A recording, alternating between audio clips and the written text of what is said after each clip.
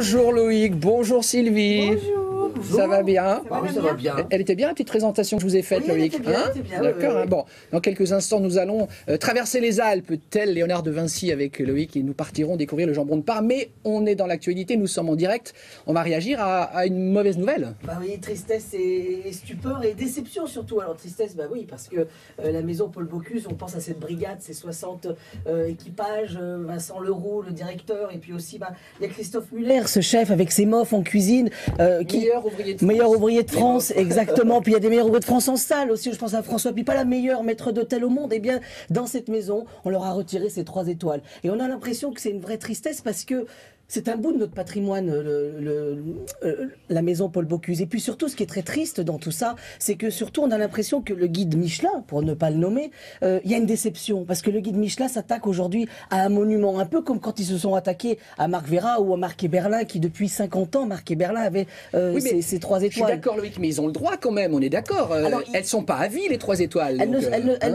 Ces 3 étoiles ne sont pas à vie, mais elles font partie, si vous voulez, la maison Paul Bocuse, depuis 2 ans, avait entamé un travail considérable pour justement faire rentrer cette maison dans le 21e siècle. Et justement, c'est ça qui est intéressant. Il y avait eu des travaux gigantesques et puis la cuisine avait été aussi réfléchie et revue avec les enjeux d'aujourd'hui. Ouais. Et c'est ça qui est très triste. Et surtout, ce qui est très triste, c'est qu'on a l'impression que le guide Michelin fait un peu du spectacle, fait de la com, fait du buzz. En fait, ils se prennent pour un youtubeur ou pour closer. C'est-à-dire qu'ils font une et ils font vendre. Pourquoi? En 1989, le guide Michelin vendait 600 000 exemplaires. Aujourd'hui, ils en vendent 50 000. C'est pour ça, en fait, qu'ils ont besoin. Parce que quand un palmarès sort et que c'est le même que l'année d'avant, ou que quand vous rajoutez une 3e étoile à quelqu'un, on va pas faire une.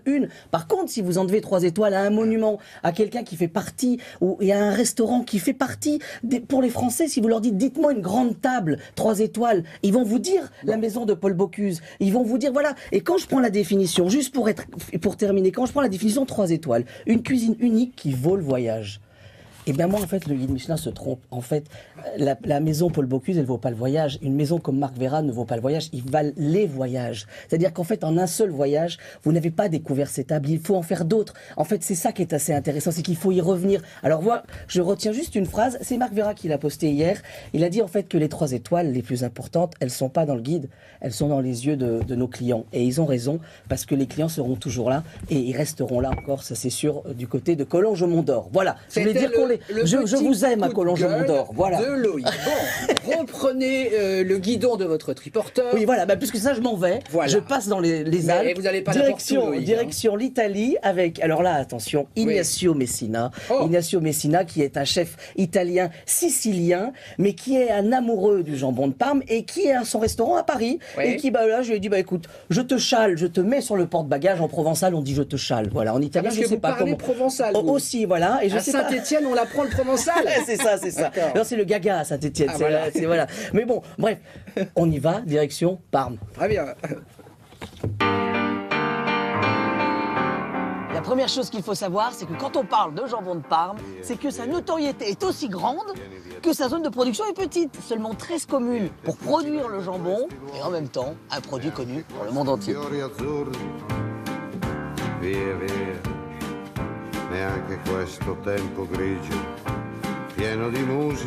Ça va, Ignacio? Ça va bien et toi? Bon, on est un petit peu loin de Paris là. On est loin de Paris. J'ai voulu t'inviter chez Max, qui est le maître d'élu d'une des plus belles boutiques de Parme. Bonjour, monsieur. Bonjour, ça va? Ça va, ouais. Oh bien. Le jambon de Parme, il a 3-4 morceaux. Le fiocco, il est plus parfumé. D'accord. Parce qu'il est plus petit et moins gras. La partie centrale, pour moi, c'est le meilleur, parce que le gras et les de noisettes, c'est fantastique. Et la partie terminale. Là, je me dis qu'on est bien arrivé à Parme.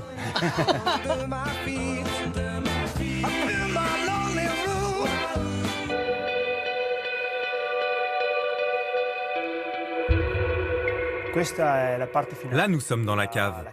C'est l'affinage, la dernière étape pour le jambon. La particularité de cette cave, ce sont ses échelles en bois.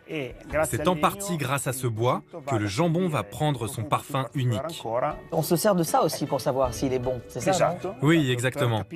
Pour savoir si le produit est affiné, nous effectuons un test avec cet instrument réalisé à partir d'un tibia de cheval.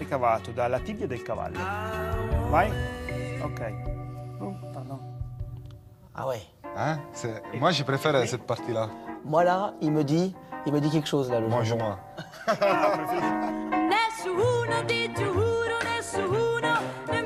Comment on va mettre à l'honneur notre jambon de Parme? On va cuisiner déjà un petit plat de pâtes. On fait revenir des oignons, on rajoute des feuilles de sauge. Comment on appelle cette salade qu'on trouve qu'en hiver en fait, hein? Alors, ceci on l'appelle radicchio di campo. On les a blanchis quelques secondes, 20 secondes exactement. On les met dans la poêle. Très bien. Ah, alors là, qu'est-ce que c'est ça? Ça, c'est du brandy.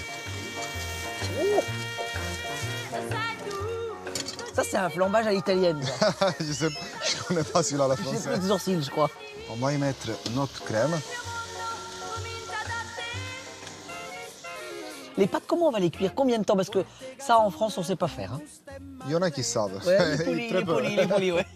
Ce qui est intéressant, c'est qu'une fois qu'on a cuit les pâtes dans l'eau, on va les retirer, mais on va les mettre dans la sauce. Parce que les pâtes, quand on les met dans la sauce, elles sont toujours pas cuites. Donc on finit la cuisson de la sauce. C'est un jambon de Parme, que ce soit en 4 mois, en 36 mois ou en 18 mois. Il faut surtout pas le cuire. C'est la plus grande cuisine que vous ayez jamais eue, Ignacio. J'ai jamais eu une cuisine de 1000 mètres carrés. On va à 3000. On avait à peu près 4000 mètres carrés. Non, puis ce qui est bien, c'est que ça ventile. Ah bah c'était... Ah bah, il n'y a pas d'odeur. Il faisait un petit peu frais ce jour-là. Bon, Non. D'un mot, la cuisson de la pâte Ah, par alors Ignacio. ça c'est Ignacio Messina qui me l'a appris. C'est qu'en fait, quand on dit la pâte al dente, on a tendance à la sortir. Il faut qu'elle soit légèrement ferme encore un peu à l'intérieur. Oui. Pourquoi? Eh bien parce qu'en fait, normalement, la vraie cuisson des pâtes, c'est que vous les sortez de l'eau et ensuite vous allez les mettre dans une poêle et vous allez les mettre avec la sauce. C'est la sauce qui vient aux pâtes en fait. Voilà. Et nous, on fait l'inverse généralement. Nous, en fait, c'est la pâte qui va à la sauce. Oui, voilà, c'est un peu ça. C'est-à-dire qu'on va faire passer la sauce et puis on va la mettre comme ça à la cuillère. Non, pas du tout. On fait revenir les pâtes et donc les pâtes vont finir de cuire à l'intérieur de la sauce. Merci, Justement. grazie mille. Voilà, non mais je reviens quand vous voulez. Voilà. Grazie mille. Bon, merci beaucoup Loïc. Arrivederci, c'est comme ça qu'on dit. Oui, voilà. Je sais pas le dire. Ben si, vous l'avez dit.